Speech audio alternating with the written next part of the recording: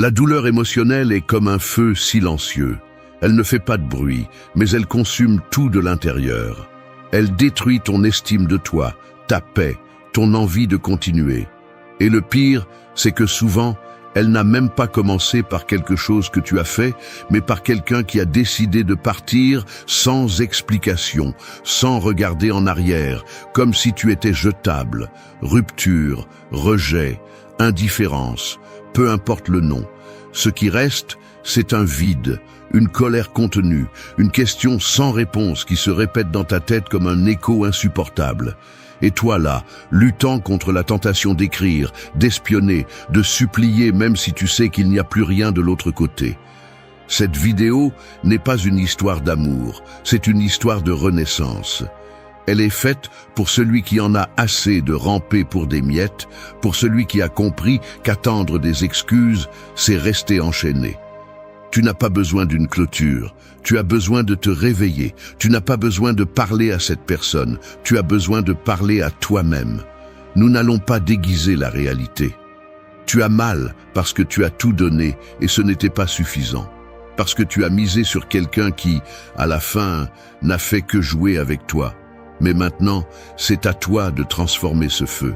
Non pas pour qu'il ou elle te voit, non pas pour prouver quoi que ce soit à qui que ce soit, mais pour utiliser ces flammes comme la force qui te forge à partir de zéro. Ça fait mal, mais rester au même endroit va te détruire. Si tu as déjà senti qu'on t'a brisé, cette vidéo est pour toi. Reste jusqu'à la fin, car tu vas apprendre à te reconstruire. Pas avec des phrases vides ou des conseils agréables, mais avec une véritable force. Tu vas apprendre à lâcher prise, mais sans abandonner, à guérir, mais sans oublier ce que tu vaux. Ce n'est pas une fin de cycle, c'est le début de ton retour. 1. Ne laisse pas tes doigts trahir ton processus. Il y a un moment critique après la douleur, cet instant où ton corps ne pleure plus, mais tes doigts tremblent pour lui écrire. Où tu sais que tu ne devrais pas chercher, mais tu ouvres le chat. Où tu t'es promis de lâcher prise, mais te voilà encore une fois avec le portable à la main, regardant sa dernière connexion comme si ta vie en dépendait. Ce n'est pas une exagération, c'est une addiction émotionnelle déguisée en espoir. Tes doigts savent exactement où aller. Le nom, le profil, la conversation. Tout est enregistré comme un réflexe automatique, comme une impulsion qui semble inoffensive, mais qui te tire en arrière chaque fois que tu le permets. Parce que chaque message que tu écris et effaces, chaque histoire que tu révises, chaque notification que tu attends avec anxiété, ce n'est pas seulement de la nostalgie. C'est une trahison. Pas envers cette personne, envers toi. Tu te trahis toi-même chaque fois que tu romps l'engagement de t'éloigner. Chaque fois que tu accordes de l'attention à quelqu'un qui ne la mérite plus. Chaque fois que tu romps le silence qui te coûte tant à maintenir. Le stoïcisme enseigne que nous ne pouvons pas contrôler ce que nous ressentons immédiatement, mais nous pouvons décider de ce que nous faisons avec ce que nous ressentons. Tu ne peux pas éviter de manquer, mais tu peux éviter d'écrire. Tu ne peux pas éviter de te souvenir, mais tu peux éviter de chercher à nouveau. Tu as le pouvoir de freiner tes actions, même si ton cœur te pousse à rechuter. Le problème est que nous confondons le contact avec le soulagement. Comme si recevoir une réponse allait combler le vide. Mais tout ce que tu obtiens, c'est d'étirer la souffrance. Parce que cette personne ne va pas te donner ce que tu cherches. Si elle l'avait fait, tu ne serais pas ici à écouter ceci. Et si tu as encore des doutes, demande-toi, combien de fois vas-tu te permettre de te briser pour quelqu'un qui ne prend plus soin de toi? Ne laisse pas tes doigts saboter ce que ton esprit essaie de guérir. Mute les chats, supprime les raccourcis, efface le numéro si nécessaire. Non pas parce que tu détestes cette personne, mais parce que tu te choisis. Chaque fois que tu choisis de ne pas écrire, tu renforces ton amour-propre. Chaque fois que tu décides de ne pas regarder son profil, tu donnes à ta dignité de l'espace pour respirer. Et oui, ça va être dur. Tu vas sentir que tu as besoin d'une dernière conversation, d'une dernière explication, d'une dernière chance. Mais ce dont tu as vraiment besoin, c'est d'une première décision ferme de cesser de te mettre à l'endroit où tu continues à être brisé. Ce dernier mot que tu attends tant n'arrive pas parce qu'il ne dépend pas de toi. Ce qui dépend de toi, c'est de mettre fin à ce cycle de ton côté, sans demander la permission et sans mendier des réponses. Pense à ceci. Chaque fois que tu choisis de ne pas écrire, tu construis une version plus forte de toi. Tu pratiques la maîtrise de soi. Tu développes une force que beaucoup n'ont pas, celle de continuer à avancer sans regarder en arrière. Parce que la vraie clôture ne se produit pas lorsque tu reçois une explication. Elle se produit lorsque tu décides de ne pas en avoir besoin. Alors non, n'écris pas, ne regarde pas, ne cède pas. Pas par fierté, mais par respect de soi. Parce que si tes doigts te trahissent, tu finis par reculer tout ce que tu avais déjà avancé. Et tu as déjà assez souffert pour rester attaché à une histoire qui n'existe plus. Lève la tête, range ton téléphone et respire. Cette fois, tu ne vas pas rechuter. Cette fois, tu vas aller de l'avant. 2. Efface le message, pas ta valeur. Parfois, il ne s'agit pas de ce que tu écris, mais de ce que tu es prêt à oublier pour l'envoyer. Chaque fois que tu rédiges un message qui commence par « Je voulais juste savoir comment tu vas » ou « Désolé si je te dérange », au fond, tu effaces une partie de ta dignité juste pour avoir une minuscule réponse. Et tu le sais. Tu sais que tu ne devrais pas écrire. Tu sais que cela ne va rien changer. Mais tu le fais quand même. Parce que tu es désespéré pour une conclusion, pour une réaction, pour quelque chose qui te fait sentir que tu as encore de la valeur pour cette personne. Et c'est là que tu échoues. Ta valeur ne réside pas dans la façon dont on te répond. Ta valeur ne se mesure pas en vue ou en train d'écrire. Elle n'est pas définie par un cœur dans une histoire ou par un message qui n'arrive jamais. Ta valeur n'est pas dans son téléphone, elle est en toi. Mais tant que tu auras besoin de cette validation externe, tu continueras à t'effacer petit à petit. Pas avec des mots, mais avec chaque acte qui te fait te sentir plus petit que tu ne l'es vraiment. Le stoïcisme enseigne à distinguer ce que tu peux contrôler de ce que tu ne peux pas. Et devine quoi? Tu ne peux pas contrôler si cette personne te répond, si elle te manque, si elle revient. Mais tu peux décider de ne pas te rabaisser. Tu peux décider de ne pas transformer ton besoin en excuse pour te traîner. Le problème, c'est que ce message n'est pas seulement du texte. Ce message est un cri déguisé en courtoisie. C'est ton orgueil rendu, ton amour-propre compromis, ta dignité mise sur la table, en attendant que quelqu'un la ramasse. Et ça n'arrivera pas, parce que si on te valorisait vraiment, tu ne serais pas dans cette situation. Alors efface le message, pas ta valeur. Tu n'as pas besoin d'envoyer quoi que ce soit. Tu n'as pas besoin de rappeler à quiconque que tu existes. Si quelqu'un a voulu t'oublier, qu'il le fasse complètement, sans interruption. Ta tâche n'est pas d'apparaître de temps en temps en espérant une miette. Ta tâche est de te reconstruire, même si cela implique de rester silencieux avec le cœur en miettes. Parce que ce silence est plus digne que n'importe quel message qui implique de te rabaisser à nouveau. Oui, c'est dur, oui, ça brûle, mais ça te renforce aussi. Chaque fois que tu choisis de ne pas envoyer ce message, tu montres que tu peux prioriser ton amour-propre au-dessus du désir de contact, que tu peux résister à l'anxiété et à l'impulsion, que tu arrêtes d'être quelqu'un qui mendie pour devenir quelqu'un qui se respecte. Et quand tu as des doutes, quand l'impulsion te gagne, quand tu as le texte prêt et le doigt sur le point d'appuyer sur « Envoyer », fais une pause. Lis ce message et demande-toi, est-ce que ça me fait me sentir fort ou faible? Est-ce que ça me rapproche de la version de moi que je veux être ou est-ce que ça m'éloigne d'elle? Efface le message, non pas parce que tu ne ressens rien, non pas parce que ça ne fait pas mal. Efface-le parce que tu n'as plus besoin de prouver quoi que ce soit, parce que chaque fois que tu écris, tu donnes plus de pouvoir à celui qui t'a déjà tout pris. Et tu es ici pour te récupérer, pas pour continuer à te perdre. Le silence, bien qu'il fasse mal, est le cri le plus puissant lorsqu'il vient du respect de soi. Ne le brise pas juste parce que tu manques. Ne le trahis pas juste parce que tu attends une réaction. Reste ferme, même s'il n'y a pas de réponse, même si l'anxiété t'attaque, même si le doute te ronge. Efface le message, mais n'efface pas ta valeur. Celle-ci, rappelle-toi-la chaque jour, parce que c'est la seule conversation qui compte vraiment, celle que tu as avec toi-même. 3. Arrête d'espionner celui qui a déjà fermé les yeux pour te voir. Tu es là, en train de vérifier son profil pour la 4e fois aujourd'hui. Tu te dis que c'est juste de la curiosité, que cela ne t'importe pas, que tu l'as déjà surmonté. Mais si c'était vrai, tu ne chercherais pas des signes dans chaque histoire, ni n'interpréterais chaque publication comme un message caché. Tu ne regarderais pas de nouvelles photos comme si chacune d'elles contenait un code secret expliquant pourquoi ils ont cessé de t'aimer. La vérité est plus simple et plus crue. Tu continues à espionner parce qu'au fond, tu espères encore quelque chose. Une réaction, un signe, une preuve que, même s'ils ne sont pas avec toi, ils pensent encore à toi. Mais cette attente te détruit. Cette personne a déjà fermé les yeux pour te voir. Elle a cessé de te prêter attention. Elle a cessé de se soucier de ce qu'elle partageait. Tu n'es plus sur son radar. Et toi, pendant ce temps, tu continues à vivre en pause, figé dans un chapitre qui est déjà terminé pour l'autre partie. C'est douloureux à accepter, mais nécessaire.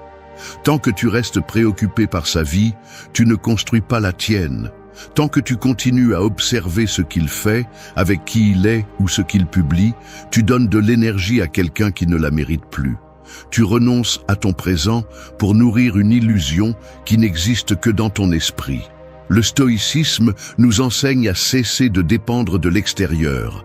Et peu de choses sont plus extérieures et incontrôlables que les décisions de quelqu'un qui ne te choisit plus. Espionner cette personne ne te rapproche pas de la paix, elle te maintient attaché à une souffrance volontaire. C'est comme gratter une blessure en espérant qu'elle cicatrise. Elle ne guérira pas tant que tu continueras à la toucher.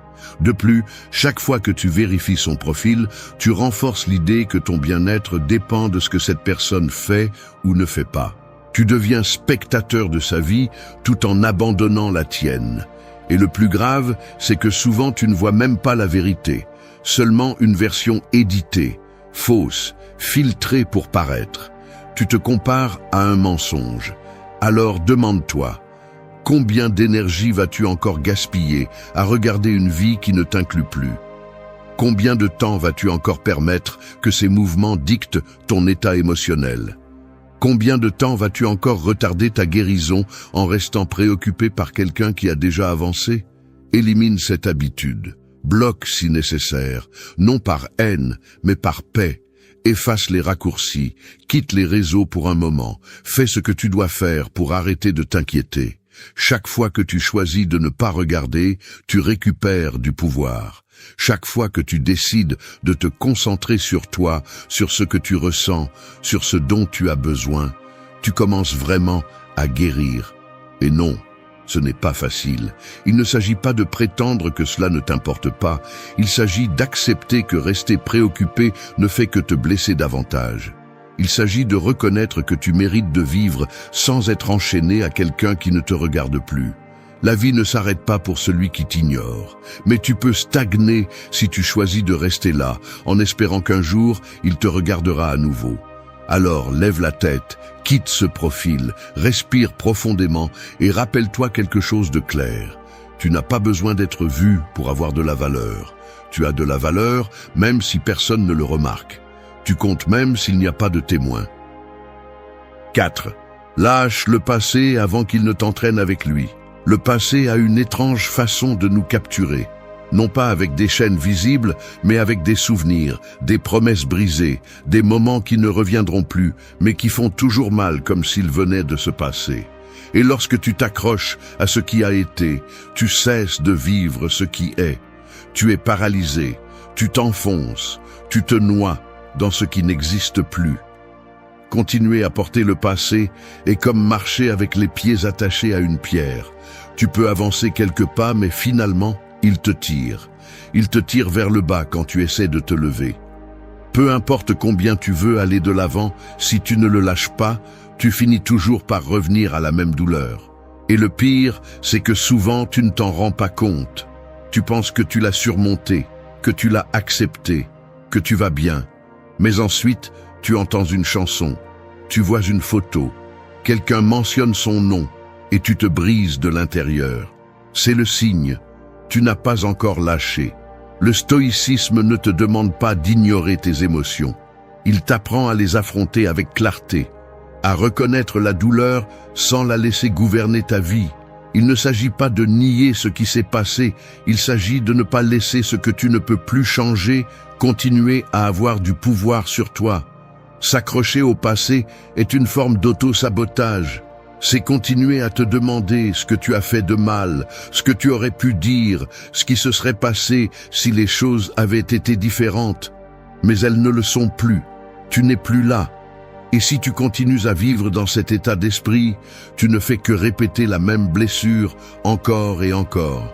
Parfois, le passé ne se lâche pas parce que tu manques de force. Il se lâche quand tu acceptes enfin que tu n'as plus besoin de réponse. Que ce qui s'est passé est passé. Que tu ne vas pas recevoir une conclusion parfaite. Que cette personne ne va pas te redonner ce qu'elle ne t'a pas donné quand elle en avait l'occasion. Lâche le passé même s'il ne s'est pas excusé. Même si tu n'as pas obtenu justice. Même si tu sens encore que tu méritais plus. Lâche-le parce que porter cela te prend de l'énergie, de la concentration et de la vie. Lâche-le non pas par oubli, mais par respect pour toi.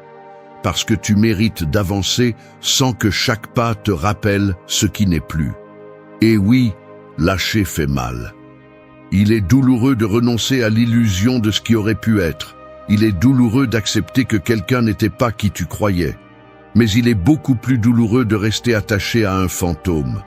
Parce que c'est ce que devient le passé quand tu ne le laisses pas partir, une présence constante qui te poursuit, qui te limite, qui te bloque. La vie ne va pas t'attendre pendant que tu continues à regarder en arrière. Il n'y a pas de pause, il n'y a pas de bouton de retour en arrière. Et chaque jour que tu passes à revivre ce qui a été, c'est un jour de moins que tu consacres à construire ce qui peut être. Tu perds du temps réel pour quelque chose qui n'existe plus. Alors fais-le, rompe le lien, enlève ses photos, efface ses messages, sois reconnaissant pour ce qu'il t'a laissé, même si ce n'était qu'une leçon. Non pas comme quelqu'un qui fuit, mais comme quelqu'un qui décide de se libérer. Parce que si tu ne lâches pas le passé te traîne, et tu n'es pas ici pour continuer à tomber. Tu es ici pour te relever, te reconstruire et avancer sans regarder en arrière. 5. Ne cherche pas de fin là où tu as déjà été le point final. Il y a des personnes qui sont comme des livres inachevés. Ils te laissent suspendu au milieu du chapitre, avec l'histoire ouverte, avec 1000 questions et sans une seule réponse. Et là, tu es, comme un lecteur désespéré, relisant de vieilles pages, cherchant des signes cachés, espérant qu'à un moment donné, ce livre sera réécrit. Mais ce que tu n'acceptes pas, c'est que tu n'es pas en pause, tu as déjà été le point final. Et continuer à attendre une conclusion de la part de quelqu'un qui a cessé d'écrire, c'est te condamner à lire la même douleur encore et encore. Le problème avec les fins non dites, c'est qu'elles te font douter de toi. Elles te font penser que tout est resté inachevé parce qu'il y a peut-être encore quelque chose à résoudre. Et avec cet espoir, tu restes coincé, attendant une conversation qui n'arrive pas. Des excuses qui n'ont jamais été écrites, une explication qui n'apparaîtra jamais. Mais cette attente n'est pas noble. Elle est autodestructrice. Quand une personne part sans montrer son visage, sans parler, sans fermer comme il se doit, elle ne laisse pas une histoire ouverte. Elle montre que pour elle, l'histoire est déjà terminée. Et si tu continues à chercher une fin, c'est parce que tu ne veux pas accepter cette vérité. Parce que tu continues à croire que tu as peut-être été important, que c'était peut-être une erreur, qu'il reviendra peut-être. Mais non. Parfois, la clôture est le silence. Parfois, la fin n'est pas annoncée. Elle arrive simplement, et tu dois l'accepter à coup dur. Le stoïcisme te rappelle que tu ne peux pas contrôler comment les autres agissent, mais tu peux décider comment tu réagis. Si quelqu'un a choisi de partir sans parler, sans respecter le lien, sans valoriser ce qui a été, ton travail n'est pas de poursuivre des explications. Ton travail est d'accepter ce qui est et de fermer de ton côté, même si ça fait mal, même si ça ne semble pas juste. Ne cherche pas de fin là où tu as déjà été le point final. Tu n'as pas besoin d'un adieu pour avancer. Tu n'as pas besoin qu'on te dise pourquoi ils ont cessé de te choisir. Parfois, le simple fait de partir est la réponse la plus claire que tu vas recevoir. Et aussi dur que cela puisse paraître, cela doit être suffisant pour décider de continuer. Parce que chaque fois que tu reviens à cette conversation dans ta tête, chaque fois que tu imagines ce que tu dirais s'il apparaissait, tu donnes du pouvoir à celui qui l'a déjà utilisé contre toi. Tu revives une scène qui n'existe que dans ton esprit. Et cela te vole la paix, la concentration, la dignité. Fermer n'est pas oublier.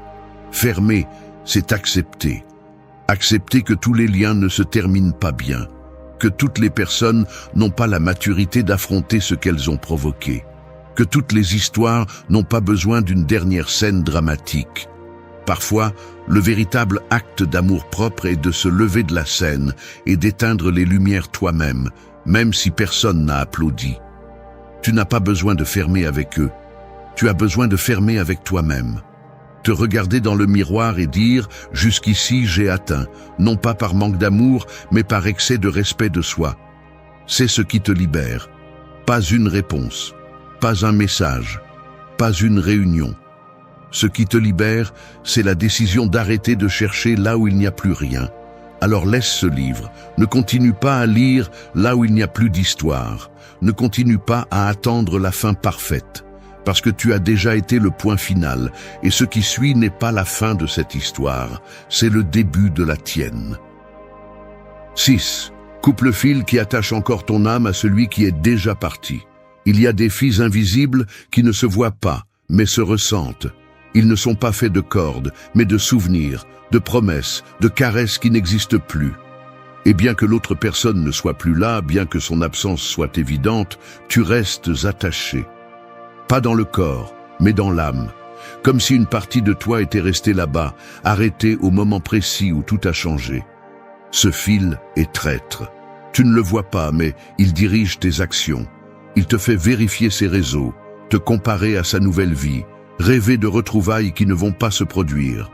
Il te fait justifier son abandon, idéaliser sa présence, espérer qu'un jour il reviendra avec des excuses en main. Et le pire, c'est que tu crois que c'est de l'amour. Mais ce n'est pas le cas. C'est de l'attachement. C'est du déni. C'est la peur de tout lâcher. Car couper ce fil ne fait pas mal pour ce que tu perds. Ça fait mal pour ce que ça signifie. Accepter que c'est fini. Qu'il ne reviendra pas. Qu'il n'y a plus d'histoire. Et accepter cela est un deuil. Non pas pour ce qui a été, mais pour ce que tu imaginais que ça serait. Pour tout ce que tu as attendu. Le stoïcisme enseigne que s'accrocher à ce qui n'est plus est une forme d'autodestruction lente. Tant que tu restes attaché à ce qui est parti, tu continueras à tourner en rond. Tu continueras à conditionner ta paix à un passé qui n'a plus de place dans ton présent. Et là, tu es, essayant d'avancer avec une chaîne émotionnelle qui ne te laisse pas bouger. Couper ce fil n'est pas un acte de froideur, c'est un acte d'amour-propre. C'est te dire à toi-même, je n'ai plus besoin d'être émotionnellement connecté à celui qui m'a lâché. Je ne vais pas continuer à nourrir un lien unilatéral. Je ne vais pas continuer à envoyer de l'énergie à quelqu'un qui ne la reçoit plus, parce que cette énergie, j'en ai besoin, pour me guérir, pour me reconstruire, pour respirer à nouveau sans douleur. Et couper le fil ne signifie pas toujours bloquer, bien que parfois cela soit nécessaire. Il ne s'agit pas non plus de haïr, il s'agit d'accepter, de vraiment laisser aller, de ne plus être attaché à des souvenirs qui n'existent que dans ton esprit, de lâcher le « et si » et de le remplacer par un « même si ce n'était pas, je vais bien ». Chaque fois que tu maintiens ce fil, même seulement dans ta pensée, tu empêches ta propre liberté émotionnelle. C'est comme vivre avec une porte ouverte sur le passé en attendant que quelqu'un revienne. Mais cette personne est déjà partie. Et tu tiens la porte ouverte pendant que tout ton présent se fige. Il est temps de fermer. De regarder vers l'avant avec les pieds fermes, de prendre une décision qui ne naît pas de l'orgueil, mais du respect que tu te portes. Parce que si tu ne coupes pas ce fil, personne ne le fera pour toi. Et tu resteras là, attaché à une ombre, vivant à moitié, attendant quelqu'un qui ne pense pas revenir. Fais-le pour toi. Pas parce que cette personne le mérite, pas parce que c'est juste ou injuste. Fais-le parce que tu as besoin d'espace pour guérir, parce que l'âme a aussi besoin de respirer, et tant qu'elle sera attachée à celui qui est déjà parti, elle ne pourra pas le faire.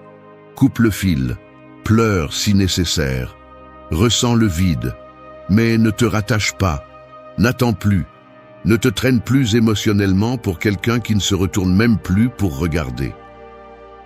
7. Fais de toi ton lieu sacré.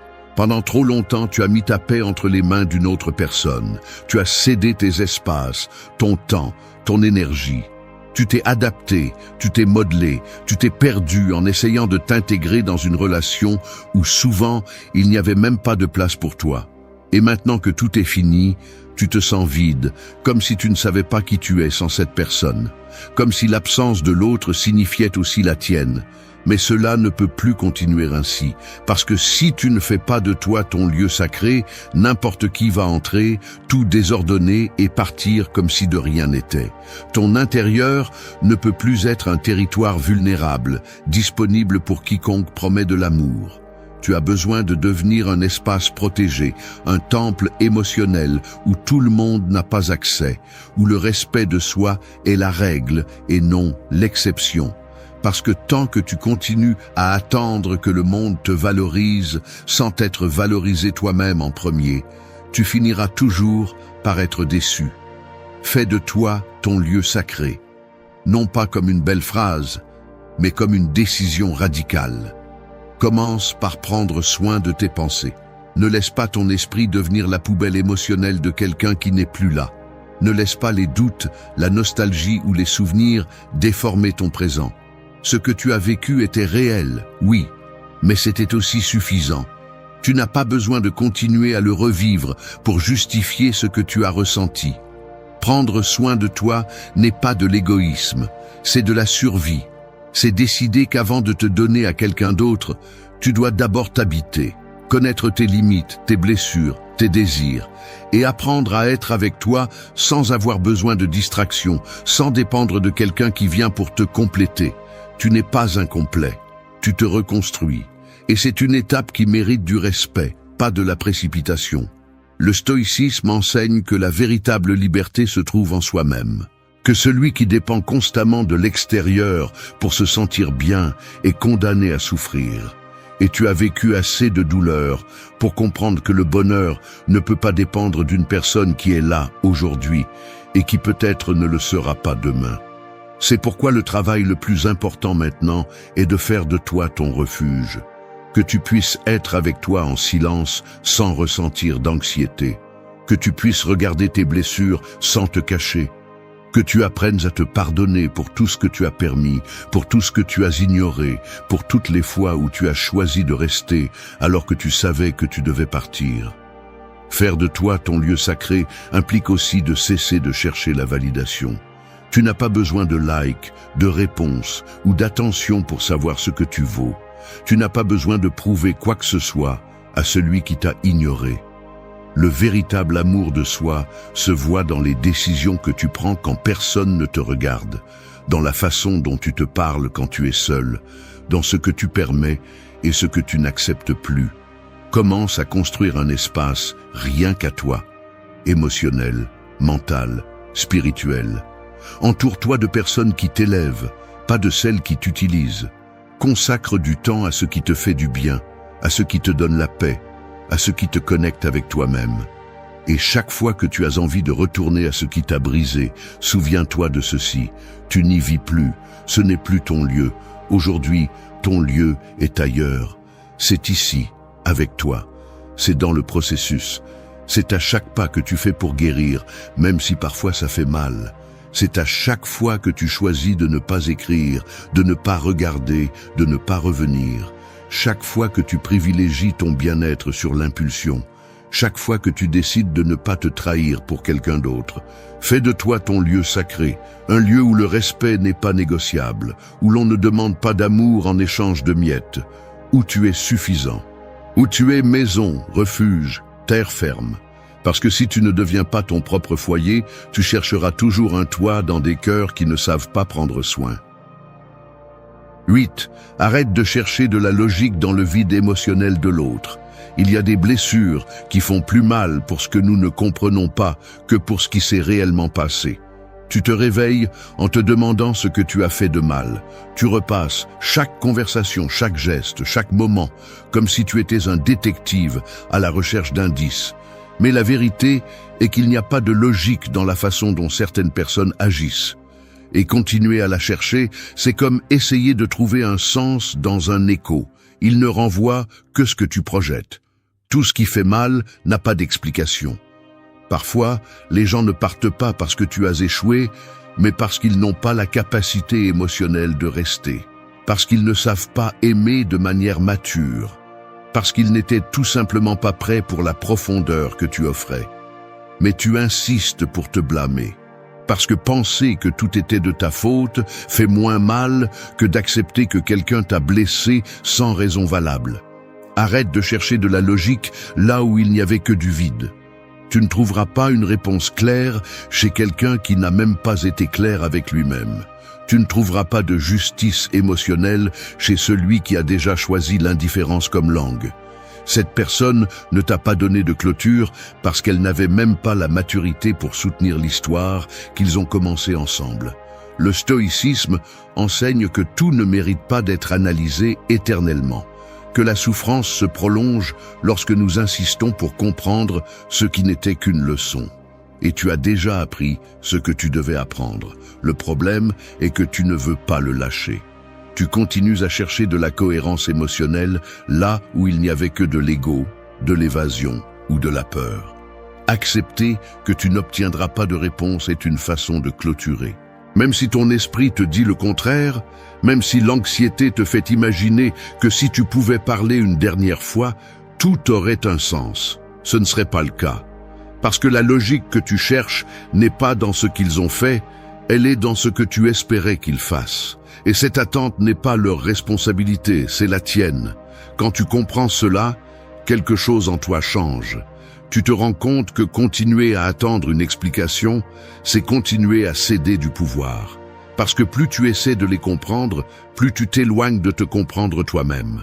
Et tu es la seule personne que tu peux sauver au milieu de tout cela. La seule qui mérite toute ton attention maintenant. Tu n'as pas besoin de savoir pourquoi ils ont cessé de t'aimer. Tu n'as pas besoin de comprendre pourquoi ils t'ont remplacé si rapidement. Tu n'as pas besoin de déchiffrer comment quelqu'un a pu changer du jour au lendemain. Tout ce que tu as besoin d'accepter, c'est qu'ils l'ont fait, que ça a fait mal et que tu as survécu. Et c'est suffisant. L'âme se calme lorsque tu arrêtes de poser des questions sans réponse. Lorsque tu comprends qu'il ne s'agit pas toujours de clôturer avec logique, mais de clôturer avec courage. Parce que rester attaché au passé simplement parce que tu ne comprends pas ce qui s'est passé est une forme subtile de ne pas lâcher prise. Et tu es déjà prêt à avancer, même sans toutes les pièces du puzzle. Fais la paix avec l'inconnu. Arrête d'idéaliser celui qui t'a fait défaut. Ne cherche pas de raison dans un cœur qui ne s'est jamais vraiment engagé. Il y a des personnes qui entrent dans ta vie juste pour te montrer ce que tu ne mérites plus d'accepter. Et une fois que tu comprends cela, tu n'as plus besoin de rien. Tu n'es pas ici pour résoudre le vide émotionnel de personne. Tu n'es pas venu dans cette vie pour être le thérapeute de celui qui ne veut pas guérir, ni pour justifier les absences par des théories qui ne font que t'épuiser.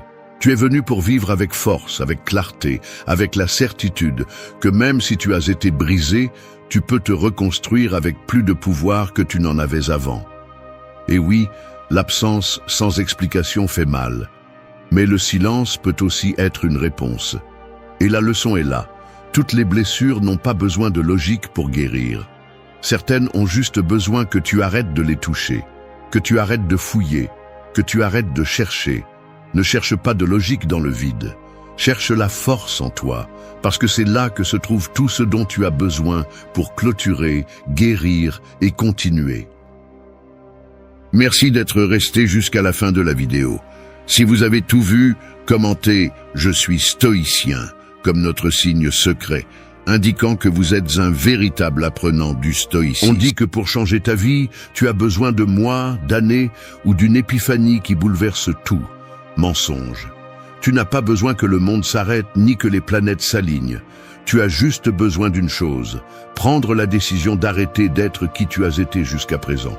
Aussi simple que cela, et aussi foutu que cela. Ce n'est pas une vidéo pour te divertir. Nous ne sommes pas ici pour philosopher sur combien il serait beau d'être meilleur. C'est un appel à la guerre, une guerre interne, contre tes excuses, contre ta voix intérieure qui te sabote, contre ton manque de discipline, ta peur, ta faiblesse. Parce que oui, tu les as, et nous les avons tous. Mais cela ne signifie pas que tu dois vivre à genoux devant eux. Pendant 7 jours, tu vas arrêter d'agir comme une victime. Tu vas arrêter de répéter que tu ne peux pas ou que ce n'est pas le moment. Au lieu d'attendre que ton environnement change, tu vas changer. Tu vas prendre le contrôle de ce qui a toujours été à toi, ton esprit, tes décisions et ton attitude face à ce que tu ne peux pas contrôler. Et tu ne vas pas le faire seul. Dans ce voyage, nous allons marcher aux côtés des stoïciens. Non pas comme des figures de marbre, mais comme de vraies personnes qui ont su affronter le chaos de la vie la tête haute. Des gens qui ont compris qu'il n'y a pas de pouvoir plus grand que de se maîtriser soi-même. Ici, nous ne te vendrons pas de la fumée. Il ne s'agit pas de visualiser, de répéter des affirmations ou de feindre la joie. Il s'agit de faire ce qu'il faut, quand il le faut, même si tu n'en as pas envie. Parce que c'est là que commence le vrai changement, de l'intérieur. Là où personne ne t'applaudit, mais toi, tu sais que quelque chose se réveille. Si tu prends ce processus au sérieux, 1 semaine sera suffisante pour que tu commences à te regarder dans le miroir et que tu dises « Maintenant, oui, c'est moi ». 1. Sois le maître de votre esprit ou vivez comme son esclave. Votre esprit est comme un cheval sauvage, fort, imprévisible, rempli d'énergie brute. Si vous apprenez à le dompter, il vous emmène loin. Si vous le laissez libre, il vous traîne dans la boue. C'est ainsi qu'est votre esprit, un pouvoir immense qui, si vous ne le contrôlez pas, il vous contrôle. Et le pire, c'est que vous ne vous en rendez même pas compte. Vous pensez que c'est vous qui pensez, qui décidez, qui ressentez. Mais non. Souvent, vous n'êtes que le reflet d'impulsions, de peurs et d'habitudes que vous traînez depuis des années. Un esclave de vos propres chaînes mentales. Les stoïciens le savaient depuis des siècles. Il n'y a pas de liberté plus grande que celle de dominer votre intérieur, peu importe à quel point le monde extérieur est foutu. Si vous gouvernez votre esprit, personne ne peut vous toucher. Mais si vous ne le faites pas, un mauvais commentaire, une mauvaise nouvelle ou un souvenir inconfortable suffit à vous faire perdre le contrôle. Et quand vous perdez le contrôle, vous perdez votre pouvoir. Vous devenez une marionnette de vos émotions. La plupart des gens vivent ainsi, réagissant sans réfléchir, accrochés à ce que les autres pensent, esclaves de l'opinion publique, des réseaux sociaux, des journaux télévisés, de ce que la mode dicte, de ce que la famille dit. Et le pire, par leur propre dialogue interne, celui qui répète tous les jours que vous n'êtes pas assez, que vous n'avez pas ce qu'il faut, que vous feriez mieux de ne pas essayer. Et vous, que faites-vous ? Vous le contredisez? Vous lui fermez la bouche? Non. Vous le croyez, vous lui obéissez, vous lui donnez le trône et vous vous agenouillez, jour après jour. La première étape pour transformer votre vie de l'intérieur est de retirer ce trône à l'esprit incontrôlé. Il ne s'agit pas de penser positivement, il s'agit de penser clairement, d'observer vos pensées sans les laisser vous manipuler. De réaliser que vous n'êtes pas votre anxiété, ni votre colère, ni vos doutes. Vous êtes celui qui les voit apparaître.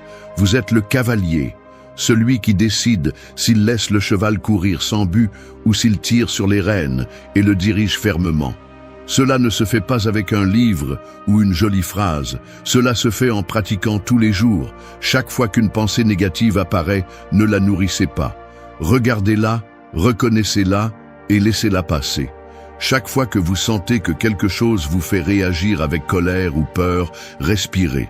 Ne répondez pas à partir de l'émotion, répondez à partir de la raison. C'est ce que faisait Marc Aurèle. C'est ce qu'entraînaient Épictète et Sénèque. Parce qu'ils savaient que si vous ne commandez pas dans votre tête, quelqu'un ou quelque chose d'autre le fera. Et ne vous trompez pas, ce n'est pas de la répression. Il ne s'agit pas d'ignorer vos émotions, mais de ne pas les laisser prendre le volant. Il s'agit d'avoir la tempérance d'un guerrier. le contrôle de celui qui sait qu'il peut tout perdre, sauf sa dignité. Le contrôle de celui qui, bien qu'il brûle à l'intérieur, reste ferme à l'extérieur faisant ce qu'il faut. Alors demandez-vous, qui est aux commandes là-dedans? Vous ou votre esprit? Parce que si vous ne prenez pas le contrôle consciemment, vous êtes contrôlé inconsciemment. Et si vous ne décidez pas, la vie décidera pour vous. Être le maître de votre esprit n'est pas facile, c'est inconfortable, fatigant, frustrant, mais c'est le prix de la véritable liberté.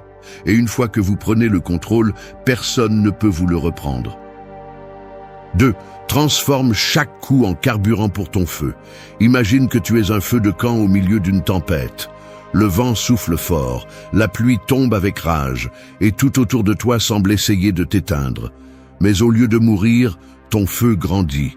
Parce que chaque coup, chaque goutte froide, chaque rafale sauvage ne te détruit pas, elle te nourrit.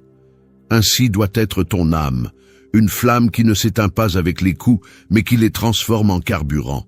La plupart des gens se brisent face à la douleur. Ils se plaignent, abandonnent, cherchent des coupables, comme si la souffrance était une injustice, comme si l'univers leur devait quelque chose. Mais qu'espéraient-ils? Que la vie allait être douce, confortable, parfaite? La vie frappe. C'est toujours ainsi et cela continuera d'être ainsi. Peu importe combien tu planifies, combien tu t'efforces, il y aura toujours des choses qui font mal, des gens qui te déçoivent, des jours qui semblent être une malédiction. Les stoïciens n'étaient pas étrangers à la souffrance, ils ne la niaient pas, ils l'embrassaient, parce qu'ils savaient que chaque coup était une opportunité pour durcir le caractère, pour affiner la volonté, pour s'élever au-dessus des circonstances. Épictète était un esclave. Marc Aurèle a perdu presque tous ses enfants. Sénèque a vécu sous une menace constante de mort. Et pourtant, ils sont restés fermes, non pas parce qu'ils ne ressentaient pas la douleur, mais parce qu'ils ont choisi quoi faire avec elle. Et toi aussi tu peux choisir. Tu peux laisser le coup te renverser, ou tu peux le faire t'allumer. Tu peux pleurer parce que quelque chose a mal tourné, ou tu peux utiliser cette rage comme énergie pour construire quelque chose de mieux. Tu peux rester allongé sur le sol, te plaindre, ou tu peux te lever avec les poings serrés et les yeux brûlants. Chaque fois que la vie te brise quelque chose à l'intérieur, demande-toi, comment puis-je utiliser cela à mon avantage? Quelle partie de moi a besoin de se renforcer? Parce que c'est là que se trouve le feu. Non pas dans l'absence de problème, mais dans ta capacité à transformer chaque blessure en une cicatrice qui te rappelle de quoi tu es fait. Et il ne s'agit pas d'être insensible, il s'agit d'être indomptable, que peu importe combien ça fait mal, tu ne t'éteins pas. Que chaque coup que tu reçois te rend plus fort, plus sage, plus déterminé. Ce n'est pas du masochisme, c'est une stratégie, c'est du caractère. C'est savoir qu'à la fin de la journée, ceux qui brillent le plus ne sont pas ceux qui souffrent le moins, mais ceux qui utilisent le mieux leur douleur. Ceux qui attendent une vie sans coup sont condamnés à vivre frustrés. En revanche, ceux qui comprennent que chaque coup fait partie de l'entraînement, ceux-là se transforment. Parce que là où les autres voient un obstacle, ils voient un test. Là où les autres se brisent, ils se forgent. Alors, la prochaine fois que quelque chose te fait mal, au lieu de te plaindre, regarde-le dans les yeux et dis-lui « Merci, cela m'appartient aussi ». Et puis continue, plus concentré, plus éveillé, plus affamé. Parce que tu n'es pas de ceux qui s'éteignent, tu es de ceux qui brûlent, de ceux qui transforment la tempête en pouvoir, de ceux qui non seulement résistent, mais qui grandissent alors que les autres tombent. C'est ton feu, c'est ton chemin. Transforme chaque coup en carburant. 3. Ne tire pas impulsivement, réponds avec précision. Imagine que tu es au milieu d'un champ de bataille. Autour de toi, il y a du bruit, du chaos, de la fumée, des cris. Tu as une arme entre les mains et ton cœur bat à tout rompre dans ta gorge. À ce moment-là, tu as deux options. Tirer à tout va, dominé par la panique, ou respirer profondément, observer avec clarté et tirer avec précision. L'un survit, l'autre devient une cible facile. C'est ainsi que va la vie. Un champ où si tu agis impulsivement, tu perds. Mais si tu apprends à répondre avec précision, tu avances comme un guerrier imbattable. ton esprit réagit beaucoup plus vite que tu ne le penses. À peine quelqu'un te parle mal, tu sens déjà la colère monter. À peine quelque chose ne se passe pas comme tu l'espérais, tu es déjà en train de maudire intérieurement. À peine une émotion pointe le bout de son nez, tu agis déjà en fonction d'elle, comme une marionnette sans volonté. Ce n'est pas du contrôle, c'est de la servitude. Et tu es ici pour être libre, pas pour obéir à chaque émotion qui te traverse. Les stoïciens l'ont très bien compris. Ils ne disaient pas que tu devais réprimer ce que tu ressens. Ils disaient que tu devais le gouverner, qu'entre ce qui se passe et ce que tu fais, il y a un espace. Et dans cet espace vit ton pouvoir. Le pouvoir de choisir comment répondre. Le pouvoir de ne pas réagir comme une bête, mais d'agir comme un stratège. Chaque fois que tu réponds impulsivement, tu cèdes le contrôle, tu te rends, tu deviens la victime de tes émotions. Combien de fois as-tu dit des choses que tu as regrettées par la suite? Combien de fois as-tu pris des décisions qui n'ont fait qu'empirer les choses parce que tu ne t'es pas donné 2 secondes pour réfléchir? L'impulsion est traîtresse. Elle te convainc qu'il est urgent d'agir, mais ce qui est vraiment urgent, c'est de se calmer. Répondre avec précision est un art. C'est la capacité de t'arrêter au milieu du chaos et de dire « Un instant, je ne vais pas me laisser emporter par ça ». C'est la froideur du guerrier qui regarde son ennemi dans les yeux, calcule son prochain mouvement et attaque au moment précis. Non pas par faiblesse, mais par maîtrise, parce qu'il sait que la victoire n'appartient pas à celui qui se lance le premier, mais à celui qui réfléchit le mieux. Et comment s'entraîne-t-on à cela? En observant tes émotions sans les laisser décider pour toi. Quand quelqu'un t'insulte, ne réponds pas tout de suite. Demande-toi, qu'est-ce qu'il cherche? En vaut-il la peine? Veux-tu lui donner ta paix? Quand tu ressens de l'anxiété ou de la peur, ne cours pas pour le couvrir de distraction. Assieds-toi avec ça. Respire. Comprends ce qui se cache derrière. C'est seulement ainsi que tu cesses de tirer par réflexe et commences à agir avec direction. Le contrôle émotionnel n'est pas de la froideur, c'est de la force intérieure. C'est savoir que tu es plus grand que ce que tu ressens, que tu peux avoir le feu à l'intérieur et malgré tout te déplacer avec une précision chirurgicale. Parce que tu n'es pas un esclave du moment, tu es l'architecte de ta vie. Et chaque décision que tu prends, chaque réaction que tu choisis ou rejettes, construit ou détruit ce que tu essaies de construire. Alors, la prochaine fois que quelque chose te secoue de l'intérieur, ne tire pas. Respire, regarde calmement, choisis ta cible, et ensuite, agis avec force et précision. Parce que c'est ainsi que tu gagnes cette guerre intérieure, non pas en réagissant, mais en répondant, non pas impulsivement, mais avec un but. 4. Fais de la place pour ta grandeur. Une graine ne pousse pas dans le béton, peu importe combien de lumière tu lui donnes, combien d'eau tu lui verses. Si le sol est plein de débris, de racines mortes et de terre sèche, rien ne pousse. Il en va de même pour toi. Ce n'est pas que tu n'as pas de potentiel, ce n'est pas que tu ne peux pas aller loin, c'est qu'il n'y a pas d'espace. Tu es plein de déchets mentaux, de bruit, de distractions, de gens qui n'ajoutent rien, d'habitudes qui t'enchaînent. Et tant que tu n'auras pas nettoyé le terrain, absolument rien ne poussera. La grandeur n'apparaît pas par accident. Ce n'est pas une loterie. Ce n'est pas un cadeau de l'univers. C'est une conséquence, une réponse directe à ta capacité à créer les conditions internes nécessaires pour que quelque chose de puissant fleurisse en toi. Et quelle est la première étape?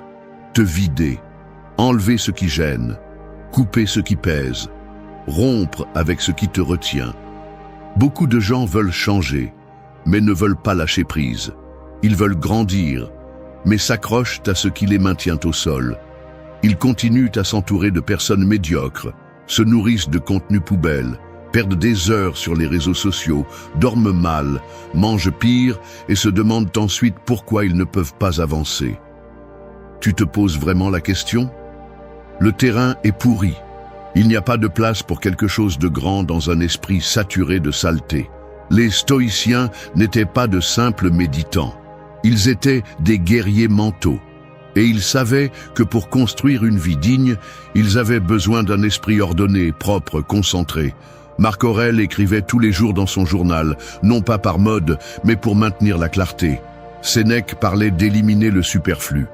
Épictète enseignait à distinguer ce que tu peux contrôler et ce que tu ne peux pas.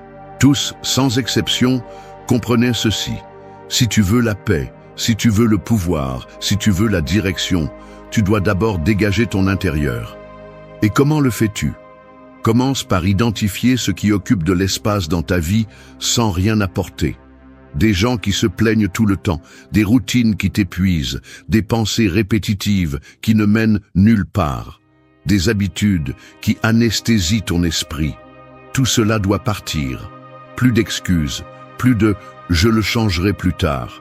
Si tu ne nettoies pas, tu ne grandis pas. Et si tu ne grandis pas, tu pourris. Fais-le radicalement. Commence à dire non. Non à ce qui te distrait. Non à ce qui te retarde. Non à ce qui te fait te sentir moins. Arrête de négocier avec ce que tu sais qui te fout en l'air. Arrête de justifier le chaos dans ta vie. Tu sais quelle chose te vole de l'espace. Tu le sais. Tu as juste besoin de l'honnêteté brutale pour y faire face et du courage pour le lâcher. Parce que quand tu nettoies le terrain, quelque chose change. On le sent. Tout à coup, tu as de l'énergie, tu as de la clarté, tu as une direction. Ton esprit n'est plus fragmenté, il est aligné. Et quand ton esprit est aligné, ta vie commence à prendre forme. C'est alors que la grandeur, la tienne, pas celle de quelqu'un d'autre, commence à se manifester. Non pas par magie, par espace, par décision. Alors regarde-toi bien et demande-toi, quelle partie de ma vie doit être arrachée à la racine? Qu'est-ce que je dois éliminer pour enfin grandir? Parce que tu n'es pas destiné à être petit. Mais si tu ne fais pas de place, tu vas rester coincé. Comme une graine enterrée dans le béton. Fais de la place, nettoie le terrain, enlève ce qui est en trop. Parce que c'est seulement ainsi que ce que tu as à l'intérieur pourra respirer, grandir, brûler et te transformer complètement. 5. Choisis ce qui est juste, même si personne ne te regarde. Imagine que tu es dans une maison complètement sombre. Personne d'autre n'est avec toi. Il n'y a pas de caméra, pas de fenêtre, pas de témoin. Devant toi, un coffre-fort ouvert rempli d'argent qui ne t'appartient pas. Personne ne saura si tu prends une liasse. Personne ne te jugera.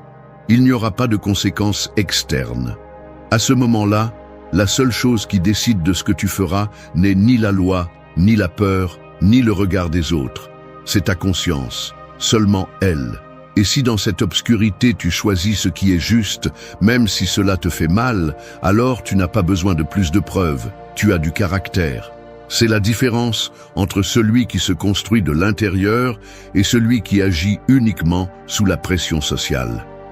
Beaucoup de gens prétendent être bons tant qu'il y a des témoins. Ils se comportent, sourient, font semblant. Mais dès que les lumières s'éteignent et que les yeux des autres disparaissent, ils font ce qu'ils veulent, même si c'est pourri. Parce qu'ils ne vivent pas avec des principes. Ils vivent avec la peur d'être exposés. Le stoïcisme ne parle pas de morale comme une obligation.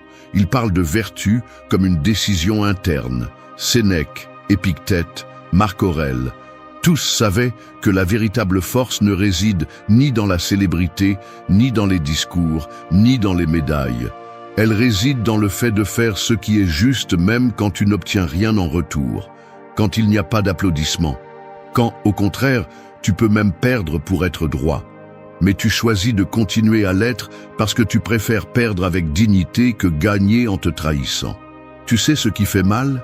Faire ce qui est juste et voir que personne ne le reconnaît. Être honnête et perdre. Être loyal et être trahi. Mais tu sais ce qui fait plus mal ? Te regarder dans le miroir et ne pas te respecter, savoir que tu t'es vendu, que tu as fait ce qui était facile, confortable, sale, juste parce que personne ne regardait. C'est une honte qui ne s'efface pas même avec tous les prix du monde. Chaque petite décision façonne ton âme. Quand tu rends la monnaie mal rendue, quand tu ne participes pas à une conversation hypocrite, quand tu défends quelqu'un absent, quand tu dis la vérité même si ça fait mal. Ces actions invisibles sont celles qui forgent ta structure interne, parce que c'est facile de suivre le courant. Ce qui est difficile, c'est de suivre ta conscience. Mais un seul de ces chemins te transforme en quelqu'un qui vaut la peine d'être. Beaucoup de gens cherchent le respect à l'extérieur. Ils veulent être admirés, reconnus, qu'on leur dise « quelle bonne personne tu es ». Mais le véritable respect ne se mendie pas. Il se construit en silence, avec des actes que personne ne voit. Parce que celui qui agit bien seulement quand il y a des témoins n'est pas intègre, c'est un acteur. Fais ce qui est juste, toujours, même si personne ne t'applaudit, même si tu perds, même si on te critique. Parce que si tu ne peux pas te faire confiance quand personne ne regarde, alors tu ne peux pas te faire confiance du tout. Et bien sûr que ça va faire mal. Il y aura des moments où choisir ce qui est juste te laissera seul, fatigué, les mains vides, mais tu dormiras la tête haute. Et ça, même si tu ne le vois pas maintenant, c'est du pouvoir, c'est la paix, c'est du feu pur dans l'âme. Rappelle-toi ceci, quand personne ne te regarde, c'est là que commence la véritable bataille. Et si dans ce silence tu choisis bien, tu gagnes beaucoup plus que tu ne l'imagines. 6. Fais ce qu'il faut, même si ton corps crie non. Il y a des jours où se réveiller est comme sortir d'une grotte glacée. Le corps pèse comme s'il portait une montagne. L'esprit est embrumé, la motivation a disparu, et chaque partie de toi murmure la même chose. Pas aujourd'hui. Mais c'est justement là, à cet instant où tout en toi demande une trêve, que ton courage est mis à l'épreuve.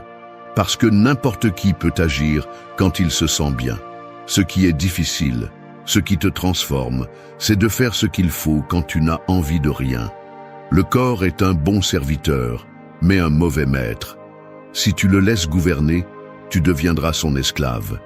Il te réveillera seulement quand il en aura envie, il te freinera quand cela le dérange, et peu à peu il transformera chaque inconfort en une excuse. Et non, il ne s'agit pas d'ignorer la véritable fatigue ou de te détruire. Il s'agit de reconnaître quand c'est ton corps qui parle, et quand c'est la paresse déguisée en épuisement. Les stoïciens savaient parfaitement qu'on n'est pas toujours d'humeur. Mais ils savaient aussi que la vie n'attend pas que tu sois de bonne humeur. Épictète disait « Ne cherche pas à ce que les choses se passent comme tu le veux, fais en sorte que ce qui doit arriver arrive. » Et bien souvent, ce qui doit arriver, c'est que tu te lèves, que tu t'entraînes, que tu travailles, que tu étudies ou que tu accomplisses, même si tout ton système nerveux crie non. Sais-tu pourquoi ? Parce que chaque fois que tu obéis à cette voix confortable qui te dit « mieux vaut demain », tu renforces l'habitude de la médiocrité. Tu dis « je suis faible et c'est bien ». Et cela s'accumule, une fois, encore une fois, une semaine, un mois. Et avant que tu ne t'en rendes compte, tu es coincé dans une vie que tu ne respectes même pas. En revanche, lorsque tu fais ce qu'il faut, même si tu n'as pas envie, tu sculptes ton caractère. Tu envoies un message à toi-même. Je ne me rends pas à cause d'une mauvaise journée. Tu gagnes de petites guerres que personne ne voit, mais qui font la différence entre une vie de force et une vie d'excuses. Tu n'as pas besoin que ce soit parfait. Tu as juste besoin de le faire. Si tu dois t'entraîner, entraîne-toi. Si tu dois avancer dans ce projet, avance. Si tu dois respecter cette routine, respecte-la. Non pas par motivation, mais par engagement. Parce que ta parole vaut plus que tes humeurs, parce que tu développes un muscle que très peu de gens ont, celui de l'autodiscipline. Fais le même si ton corps te demande de rester au lit. Fais le même si ton esprit est lent. Fais le même si tu ne ressens pas de résultats immédiats, parce que c'est là, quand tu traverses cette résistance, que tu brûles la faiblesse. Tu te sépares de la moyenne. Tu construis une version de toi qui n'a pas besoin d'être motivée pour agir. Elle a juste besoin de décider. Oui, il y aura des jours difficiles, des jours où tout semble lourd, des jours où chaque pas coûte. Mais si tu arrives à bouger malgré tout, si tu arrives à accomplir même un peu, tu es déjà en train de gagner. Parce que le muscle le plus précieux n'est pas le physique, c'est celui de la volonté. Et cette volonté se forge dans l'obscurité, dans la fatigue, dans le froid, dans le « je ne veux pas », dans le « c'est fini ». Fais ce qu'il faut, toujours, parce que si tu ne fais les choses que quand elles sont faciles, alors tu ne construis pas de force. Tu vis à la merci de tes humeurs. Et tu n'es pas venu pour ça. Tu es venu pour te dominer. 7. Utilise la douleur comme le fer qui forge ton caractère. Le feu peut détruire ou peut transformer. Tout dépend de ce que tu mets dedans. Si tu mets du papier, il brûle et disparaît. Mais si tu mets du fer, le feu ne le consume pas, il le façonne. Il le rend plus fort, plus résistant, plus tranchant. C'est ainsi que fonctionne la douleur. Pour certains, c'est la fin. Pour d'autres, c'est le début. Et tu dois décider de quel côté tu vas être. Il y a ceux qui traversent la douleur et en ressortent brisés. Ils restent coincés dans la plainte, dans le blâme, dans le victimisme. Ils se répètent encore et encore ce qui leur est arrivé, comme si cela les définissait. Mais il y a aussi ceux qui passent par la même chose et en ressortent différents. Pas plus faibles, mais plus éveillés, plus concentrés, plus durs, parce qu'ils n'ont pas utilisé la douleur comme une excuse, mais comme un outil. Et c'est là la clé. Ce n'est pas ce qui t'arrive, c'est ce que tu fais avec. Les stoïciens parlaient de la douleur comme d'un maître. Ils ne la rejetaient pas, ne l'évitaient pas, ne se plaignaient pas. Ils l'utilisaient. Marc Aurèle a écrit ses méditations au milieu de la souffrance physique et émotionnelle la plus profonde. Il a perdu des enfants, a fait face à des trahisons, a dirigé en temps de peste. Et pourtant, il ne s'est jamais laissé consumer. Parce qu'il comprenait quelque chose que peu de gens comprennent. La douleur fait partie du processus. Ce n'est pas une punition, c'est une formation. Tu ne peux pas devenir quelqu'un de fort si tu n'as jamais eu à résister. Tu ne peux pas développer de patience si tout a toujours été facile. Tu ne peux pas tempérer ton caractère si tu n'as jamais eu à te confronter à toi-même. Et oui, ça va faire mal. Ça va faire très mal. Parfois ce sera une perte, parfois ce sera une trahison, parfois ce sera l'échec, la solitude, l'incertitude, l'anxiété. Mais la douleur bien utilisée ne te brise pas. Elle te construit. La question n'est pas « pourquoi cela m'arrive-t-il ?», mais « qui vais-je être après cela ?» Parce que la douleur, en elle-même, ne transforme pas. Ce qui transforme, c'est ta réponse à la douleur. Ce que tu fais avec. Ce que tu choisis de penser pendant que tu brûles de l'intérieur. Vas-tu te cacher? Vas-tu abandonner? Vas-tu répéter que tu ne peux plus?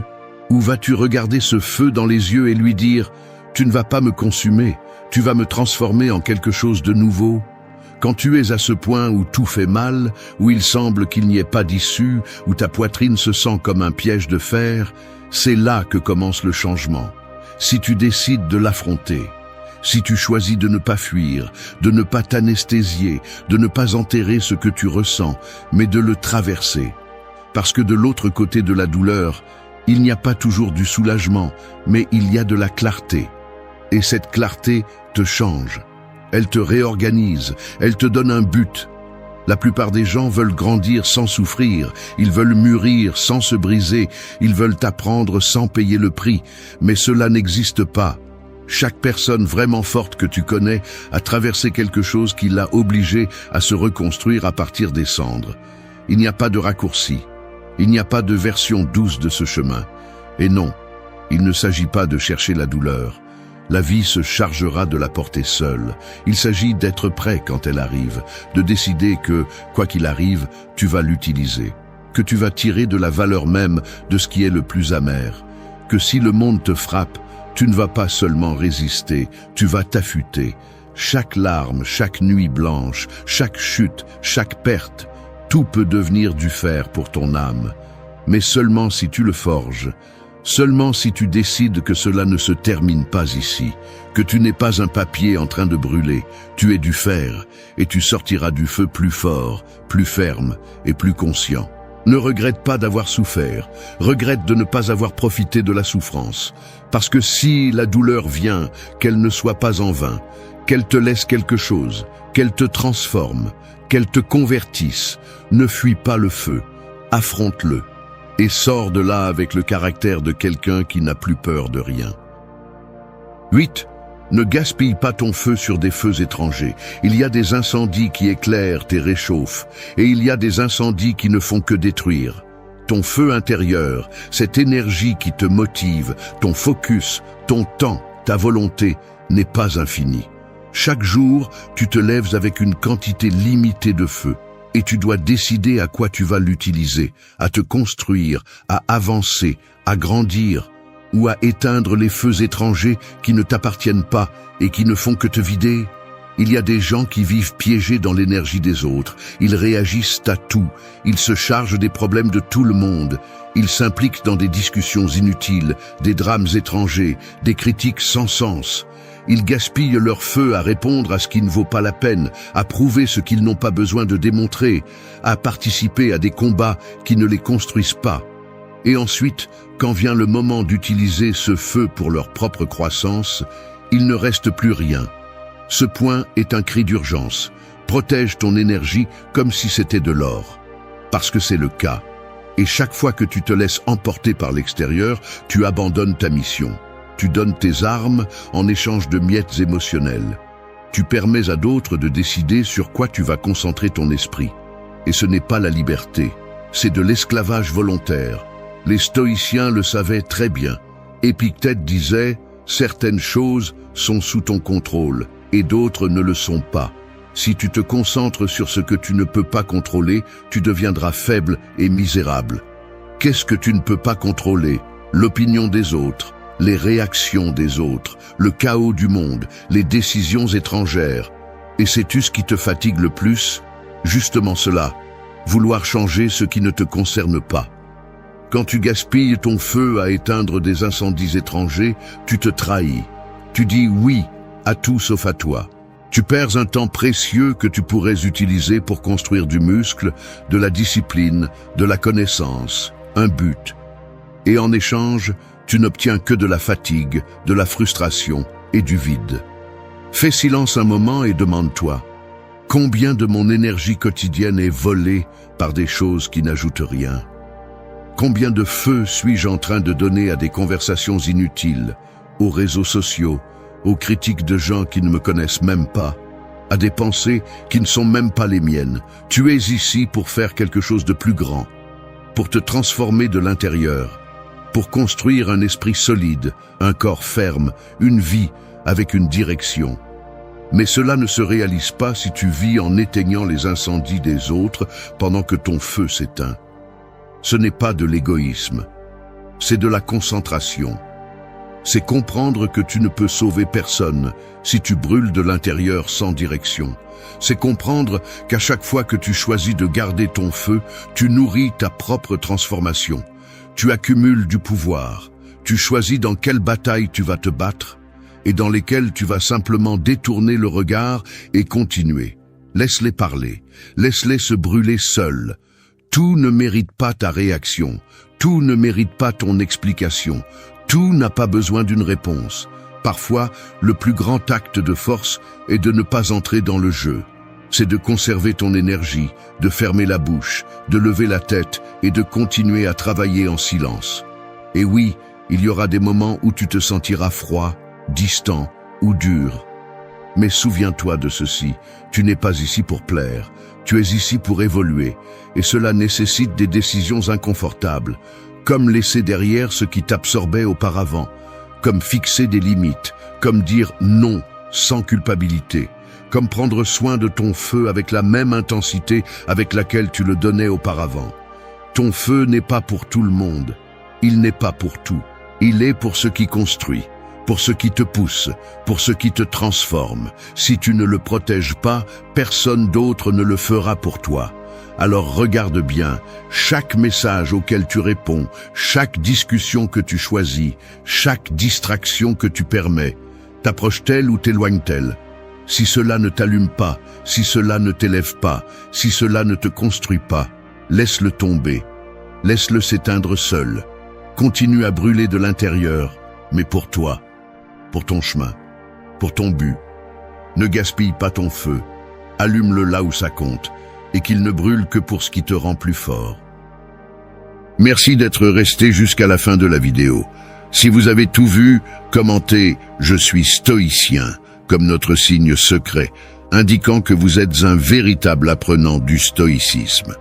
N'oubliez pas de vous abonner et de liker la vidéo si elle vous a plu. Rendez-vous dans la prochaine vidéo et rappelez-vous, continuez à cultiver votre esprit stoïque.